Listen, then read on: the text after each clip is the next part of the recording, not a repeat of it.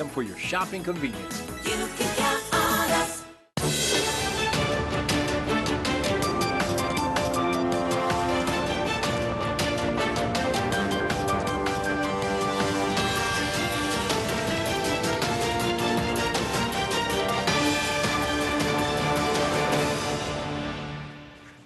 You're watching Bermuda Tonight. It's Tuesday, March 26, 2019. I'm Diane Brewer, and thank you for joining us. Unfortunate news as the island registers its third road fatality for the year. Police say around 7:10 a.m. a member of the public came upon a man lying unconscious in the trees along Palmetto Road in Devonshire near Dock Hill. He made a report to police, who along with first responders were immediately dispatched to the scene, and the man was rushed to King Edward Memorial Hospital by ambulance. He was sadly later pronounced dead. A spokesperson said early information suggests that the deceased, believed to be a 51-year-old Pembroke man, was the rider of a motorcycle that crashed over an embankment between Dock Hill and Parsons Lane around 3:40 a.m. Today's inquiries continue, and any witnesses or persons with relevant information are urged to call the main police telephone number at 295-0011 at the earliest opportunity, and we extend our sincerest condolences to the family and friends. In other news, down but not out, and there will be a round two. That's the message to the islands corporations from Deputy Premier and Minister of Home Affairs Walter Raban. Speaking with Gary Moreno, Mr. Raban explained the thinking behind his position and what is in store for the municipalities of St. George and Hamilton. The defeat of the Municipalities Reform Act 2019 in the Senate would no doubt have stung, but the Home Affairs Minister and Deputy Premier says he's prepared to take that one on the chin. I can assure you that the Municipalities initiative to reform will continue. Will continue in what way? Because is it just going to run the natural course where after 1 year it comes back before the House of Assembly and automatically passes?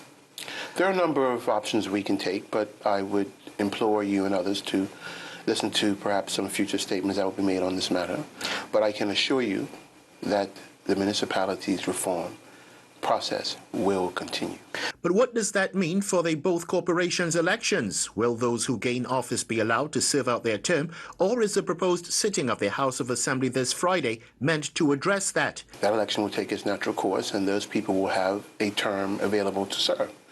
That hasn't been interfered with, or that doesn't change.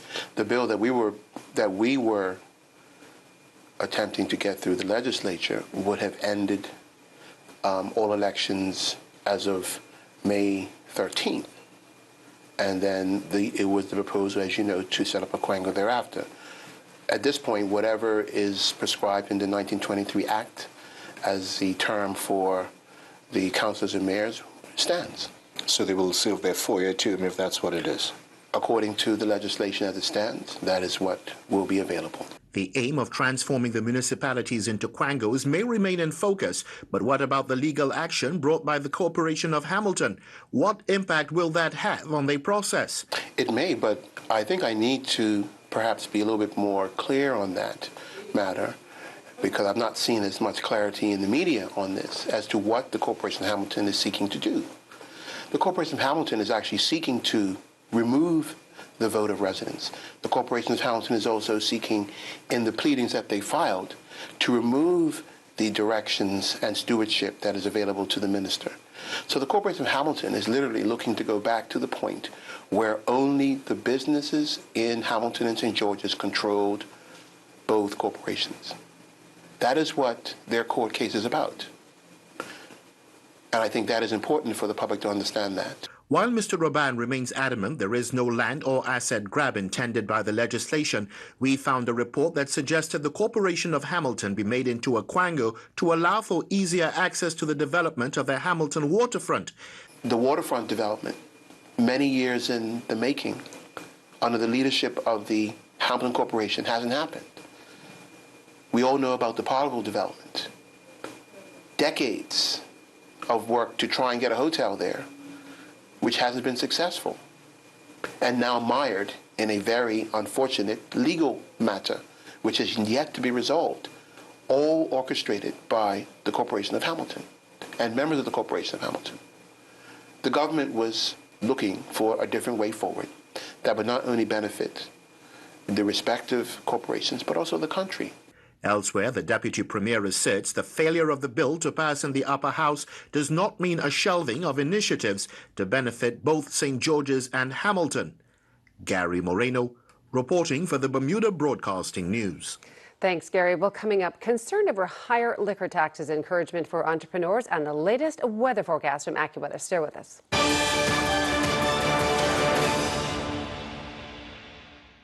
At Argus, our interest is you. Each of you. Around here, we know that when two people seem the same, they can have very different insurance needs. For their health,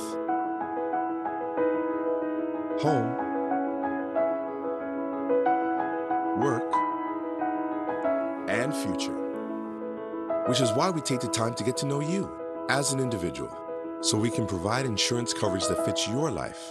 Because after all, our interest is you.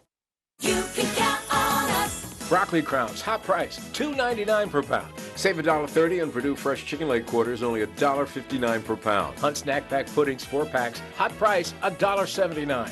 ShopRite fresh frozen fruit, 12-ounce bag, only $2.99. Your choice of any fresh pet, refrigerated pet food, 20% off. All stores open Monday through Saturday until 10 p.m. and Sunday, 9 a.m. to 7 p.m. for your shopping convenience. You can count on us. Are you required to take one or more medications daily but have a hard time remembering when to take them? The Phoenix stores can help with an MDS blister pack, a multi-dose packaging system that makes it easier to manage and take your medication. Each MDS blister pack contains medication for the week and is pre-packed, sealed, and labeled by a pharmacist. Prescriptions grouped by the day and the time of day you should take them. Take confidence in knowing you're using your medications as the doctor planned. Visit the Phoenix stores to get your MDS blister pack today. The Phoenix stores, for a better life.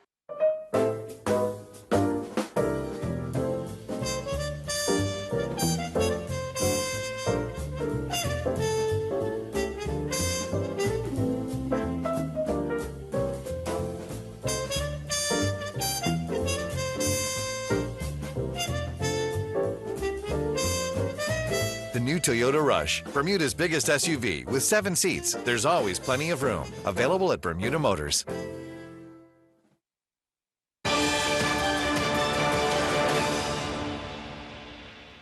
Welcome back. Opposition leader Craig Kennedy has warned the government that jobs could be lost due to increases in liquor license fees for businesses. The bill was approved in the House of Assembly on Friday, and if passed, will affect bars, restaurants, and other establishments that serve alcohol. Tarai Trott filed this report.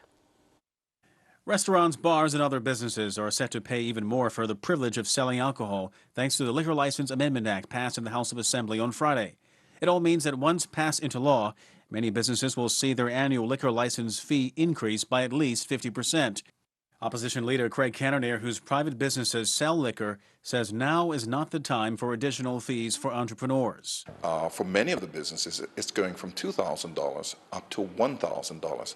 Many of these Mr. and Mrs. Bermuda companies, entrepreneurs, can't afford the $2,000 now. You're increasing it by 50% at a time where many of the entrepreneurs can't control the cost. Higher operating costs, Mr. Cannoneer notes, normally causes businesses to look to one area to cut costs. Invariably, they're going to cut back on their labor costs. That affects Bermudians finding jobs and maintaining a standard of living in Bermuda. And this government seems to believe that just increasing fees on the average Bermudian by a little bit here and a little bit there is not going to hurt. But if you add it all up, you're making Bermuda once again unaffordable by the regular Joe Blow on the street, by the regular entrepreneur who's just trying to survive. We cannot continue to say, as I hear from this government, oh, well, with the land tax fees for the low tier, it's only going to be 83 cents a day. Well, they can't afford it now. Mr. Cannoneer worries that increased taxes will only serve to discourage entrepreneurs from starting a business and cause already struggling businesses to call it quits altogether. You're seeing them happen already. You're seeing businesses go out of business. That means Bermudians losing their jobs. That's my concern, and I'm really concerned for 2019 as we see these increased fees. It's not going to work. You fear Bermuda will eventually become one of those places that are just overtaxed, sort of like in the UK? We're already there. Listen, if we know that we only have a certain pool of people here, and we're having challenges getting more people here, the way to do it is to lower the taxes. Another aspect of the bill was a more streamlined process for anyone interested in starting a liquor license business. They would be looking to ensure that anyone has an entrepreneurial idea that involves liquor, they can get their license much easier. The challenge always is what is the value proposition when it comes to the cost of liquor and the liquor license. During the debate, the Premier, David Byrd, commented that the fees had not been raised in a very long time and that the fee hikes will not apply to members' clubs or sports clubs. MPs on both sides were unanimous in agreeing that the legislation would ultimately streamline the process for obtaining a liquor license. Tarai Trott reporting for Bermuda Broadcasting News. Thanks, Tarai. Well, turning to weather news, it was a wet and rainy Tuesday, but we have a beautiful Wednesday in store. Let's go to AccuWeather headquarters for the latest. AccuWeather is presented by BF&M Insurance Group. We now go to AccuWeather headquarters. The BF&M Insurance Group is pleased to bring you tonight's AccuWeather forecast. I'm AccuWeather meteorologist Brittany Boyer, and hopefully you've had a great Tuesday. It's been kind of lousy outside today with some showers, also lots of clouds around. We'll have a small window of some improvements over the next couple of days, but it is looking like we are going to stay a bit on the unsettled side of things here, at least for the next few days, with just really some small opportunities for some dry weather. You can see looking on the radar right now, we still have a lot of shower activity around us, and we'll allow for those showers into our forecast as we stay through tonight, and even maybe a rumble of thunder as well. So heads up if you're doing anything late tonight. As we look at current temperatures over the island right now, we are sitting for the most part in the mid-60s here, humidity between 90 and 95%. It is a little bit breezy outside with winds out of the southeast, 20 to 24 knots, waves inside the reef 1 to 2 feet, and outside of the reef we are looking at waves between 5 and 8 feet. So getting into the tidal times here, you can see your arrival times as we head into tonight. We have our high tide coming in just before 2 a.m. on Wednesday, and then the next low tide coming in before 9 o'clock on Wednesday morning. And really being out on the water, not the best place to be here as we are staying in that unsettled trend. We do have a thunderstorm advisory at least for this evening, so that's where we do have the opportunity of maybe a thunderstorm rolling through the area. And then we do have a small craft warning for this evening, and then again Wednesday afternoon, that issued by the Bermuda Weather Service. So here's a look at the forecast for tonight. Again, unsettled, 65 degrees, periods of rain and a thunderstorm, and then a leftover shower. We can really allow for that leftover shower into early tomorrow, and then hopefully by the afternoon, that's when we'll get the clouds breaking and maybe a few peaks of sunshine. And actually looking at the climate data so far this year, we're closing in on 20 inches of rain. I wouldn't be surprised if we make that mark by the end of the week, because here's a look at our future cast. One storm leaves, and guess what? There's another one right on its heels as we head closer to the weekend here. So once again, we will be looking at some wet weather as we head into the weekend. Looking at some of the current conditions right now into Jamaica. Not too shabby, 86 degrees, partly sunny skies, also mid-80s in Barbados. A little bit hotter in Trinidad, temperatures right around 90 degrees. It's nice and sunny there, and plenty of sun in the forecast if you're doing some traveling. 64 in Atlanta tomorrow, 79 in Miami, Florida. London also not looking bad with a high of 57 degrees. So here's a look at our extended forecast. We will have the rain and a thunderstorm tonight, showers tapering off tomorrow, a small window of dry weather, but some steadier rain arrives back in late in the day Thursday, and you can see periods of rain at least for the start of the weekend. Sunday, however, is looking a bit drier. AccuWeather was presented by BF&M Insurance Group.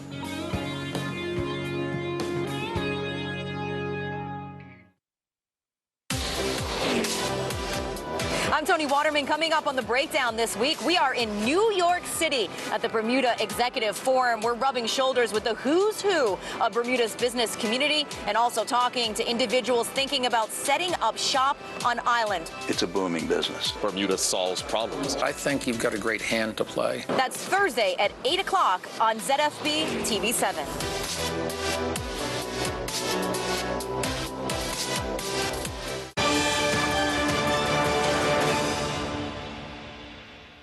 You are watching the Tuesday edition of Bermuda Tonight. For all the Ubers, Instagrams, and LinkedIns out there, there are many more businesses whose ideas never hit the mainstream. An estimated 90% of startups fail. But there's a new privately funded entrepreneurial accelerator in Bermuda looking to change that. And it's linked to a UK firm with an 80% success rate of getting businesses off the ground. Tony Waterman has more. Whoever thinks being an entrepreneur is easy is only kidding themselves. Sometimes being in Bermuda, it's just a small place and they feel like, oh, I already know who they are. So they kind of discount you. It can be extremely lonely, coming up with ideas and trying to figure out how to do it all by yourself. Piers Carr, the CEO behind the Twizy, and Nicole Golden of Urban Cottage have successfully navigated the startup minefield, but not without wishing they had access to more support, whether from mentors, investors, or just plain old information. Enter Ignite Bermuda, the island's first privately funded entrepreneurial accelerator, co-founded by KPMG and New Venture Holdings. The heart of Ignite is, while we're going to be providing as a charity space and access to capital, it's going to be the educational curriculum and, more importantly, the mentoring and advisory. The Ignite Hub will be a 4,000 square foot space at Wesley House, donated by Argus. 15 Bermuda-based entrepreneurs will be chosen in the first 6-month accelerator, although once up and running, there's enough space and capacity for up to 50. Applications can be submitted on the Ignite Bermuda website. We're sector agnostic. We're not looking for fintech or insurtech necessarily. We're looking for any business idea across any type, retail, tourism, construction, any kind of business idea.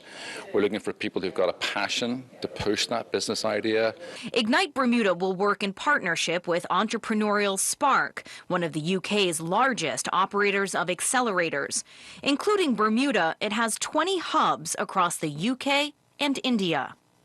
Whilst we have a really high success rate for investment, £651 million of investment, there's also £250 million worth of turnover in those businesses.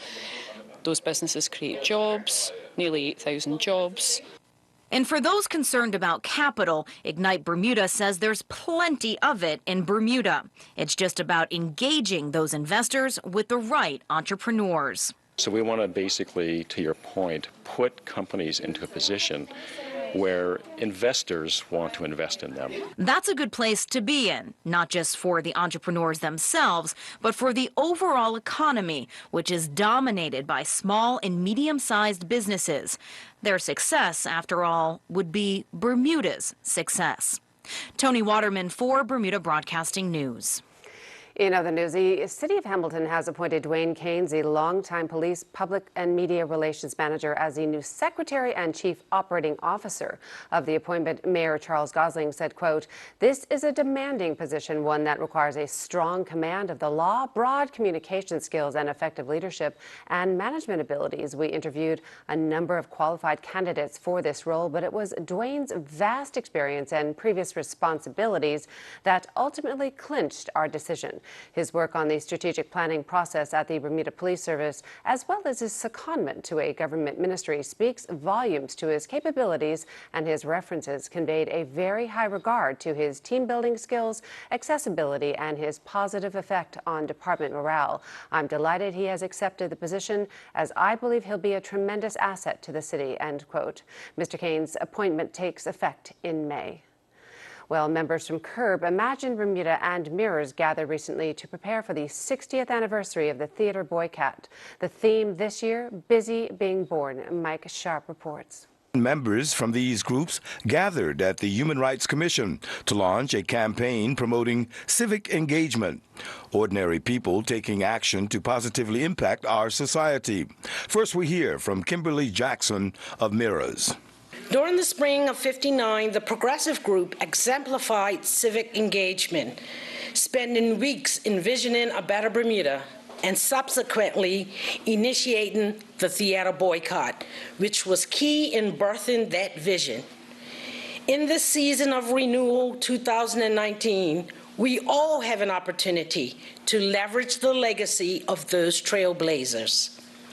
Bermuda has a strong tradition of civic engagement, as it is the basis for the number of community organizations across the island. Community activists of Imagine Bermuda, Glenn Fubler, spoke about the impact of the boycott and how it has affected the island. Thinking about the fact that this 60th anniversary is something that we're not just looking back at, but we're in fact leveraging it to move forward.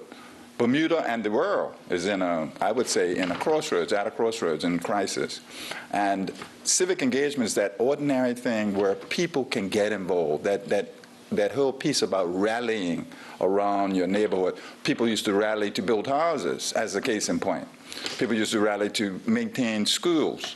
So we have that in our DNA. Lynn Winfield of CURB expressed the importance of civic engagement. I think civic engagement is one of the most critical things we can do as a community. Right now, the world and Bermuda is under attack with civil rights and human rights sort of threatened, and a lot of people around the world are very worried. And what we see is around the world, people are coming forward to engage in all sorts of civil activities to try and make the world a better place. CURB, for our what we're doing right now is we're involving people in restorative practices, training people in restorative practice, how to deal with conflict in their communities. We're also doing the Truth and Reconciliation community conversations, and we collaborate with many organizations, just like with Imagine Bermuda here and Mirrors, on whatever projects we can. And I'm Mike Sharp with Bermuda Broadcasting News. Thanks, Mike. Earl Basin will have the latest sports news after the break. Stay tuned.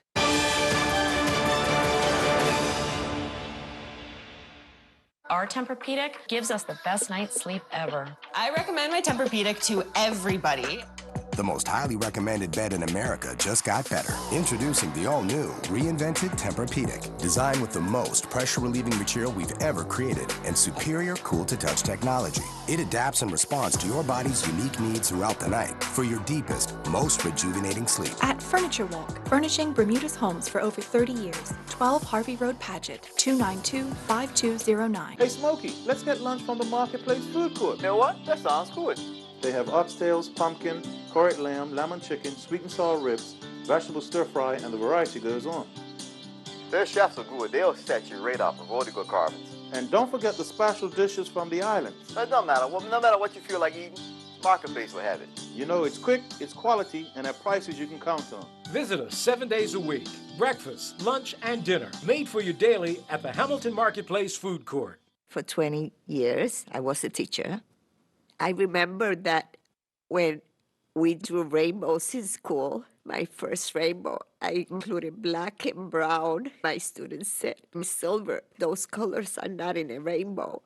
I was ready to go on a trip. All of a sudden, I got an earache, and that kept on increasing. I was getting headaches, and I couldn't walk.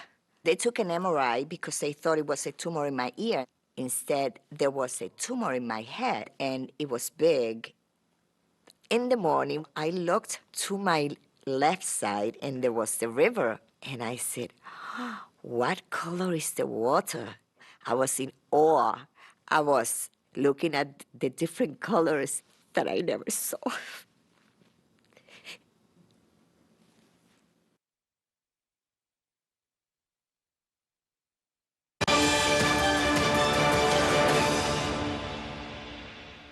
Earl Basin has tonight's sports report. The Premier of Bermuda and members of Parliament were all at the L.F. Wade International Airport last evening to greet members of the Bermuda men's national football team who arrived back from the Dominican Republic following their 3-1 win in the CONCACAF Nations Cup League match. The Premier extended thanks to the team, but more importantly, a new strip remains undefeated. The last time I had the opportunity to speak to the full assembled team, it was after they had beaten El Salvador here at home, where a whole lot of us came out to support them. And at that point in time, I had said one thing. I said, perfect record in the pink. And it seems as though if the perfect record in the pink continues, and we're looking for more of that excellent record in the pink as they go forward. So, young man, congratulations, and the entire country is proud of you. Thank you. Head coach Kyle Lightbourne reminded the players that the door is still open for others. I'd just like to take this opportunity and on behalf of the team and the staff to thank everyone for their support. It's been a hard journey. I always think about the players that are not with us at times, the players that we leave behind, and but everybody should get an opportunity, and at one stage or another. So please be with us and keep up the faith. You know, this is just the start of a journey for us. Sam Williamson competed in the ESSA English Schools Interdivision Swimming Championships, representing Mount Kelly School in the southwest region of the UK. Williamson was just out-touched in the intermediate 200-meter breaststroke, clocking a time of 2:31.03, with the winning time being 2:30.99. Williamson's time is a new Bermuda 15 to 16 age group record, breaking Ethan Daly's time of 2:41.06, which was set back in January of 2017. Williamson won the 100-meter breaststroke to be the English Schools Intermediate Champion. Williamson was clocked in a time of 1:09.26, which would also break the 15 to 16 Bermuda age group record of 1:12.03 set by Julian Fletcher back in 2007 during the Carifta Swimming Championships. Wickets. Cortland Boyle, Dylan Powell, and their Trinity College men's tennis teammates dropped a 7-2 decision against Bowdoin College in New England Small College Athletic Conference men's tennis action on a neutral court at Redlands University. Playing in the number 1 doubles position, Boyle teamed up with Ross D. Rose, and they went down 8-1. Powell playing in the doubles number 2 spot alongside Chris Caston, they would fall 8-6. Paul and Larry Zeno would battle in a 3-set matchup that saw Zeno win in the number 4 single spot. Paul won the first set 7-5, but Zeno would win the second set 6-1. Zeno would then win the third set 10-6. Boyle would fall in straight set 6-1, 6-1 to Luke Karstens in the number 5 single spot. In Bermuda Basketball League action inside the Bermuda College Gymnasium last evening, it saw the Smith Core Kings win the first game of the night 38-36 over the Warwick Rimrockers. Christian Fiddick led the Smith Core Kings with 10 points, 6 rebounds, 1 steal, and 1 block shot, while Joral Smith would score a game-high 18 points for the Warwick Rimrockers. He would also add 3 rebounds, 3 assists, 3 steals, and 2 block shots. Game 2 saw the Pembroke Skyforce defeat the Devonshire Chargers 61-51. Lewis Cooper and his St. Mary's College of Maryland finished 9th competing in the Aaron Shembaki Team Sailing Race Regatta. St. Mary's College of Maryland finished with a record of 5 wins and 13 defeats. I'm Earl Baisden with Bermuda Broadcasting Sports.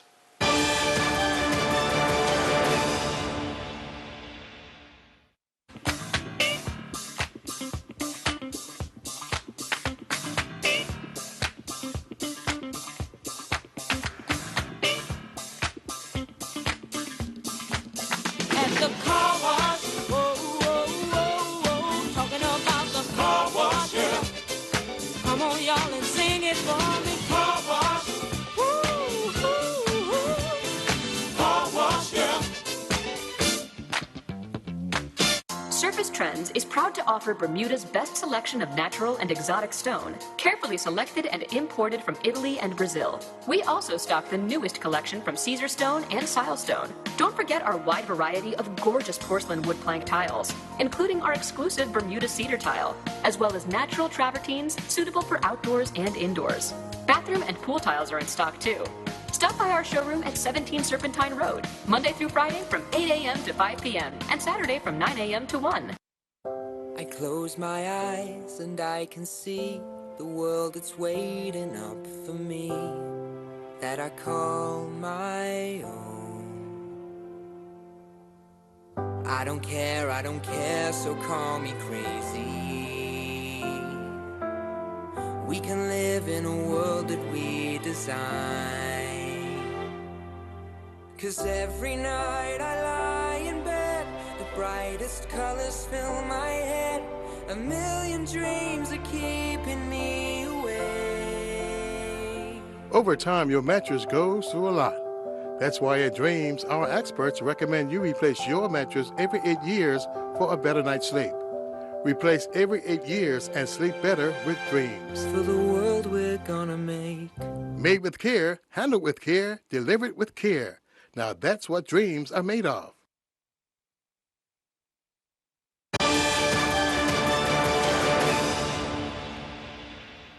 And a programming note now. Tonight's Let's Talk with Gary Moreno will tackle the delicate subject of child sexual abuse. Gary's guests will be Debbie Ray Rivers and John Brunson of the advocacy group SCARS. Throughout tonight's show, viewers will be able to take part in real-time polling via the website menti.com. Polling will open at 7:30 p.m. That's Let's Talk with Gary Moreno tonight at 8 p.m. right here on ZBM TV 9.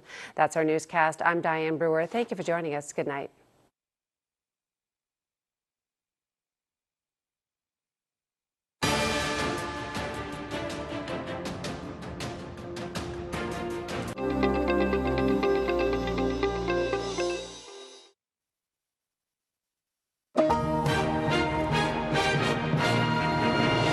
On the CBS Evening News this Tuesday, a city divided. Charges dropped against actor Jussie Smollett, accused of staging a hate crime.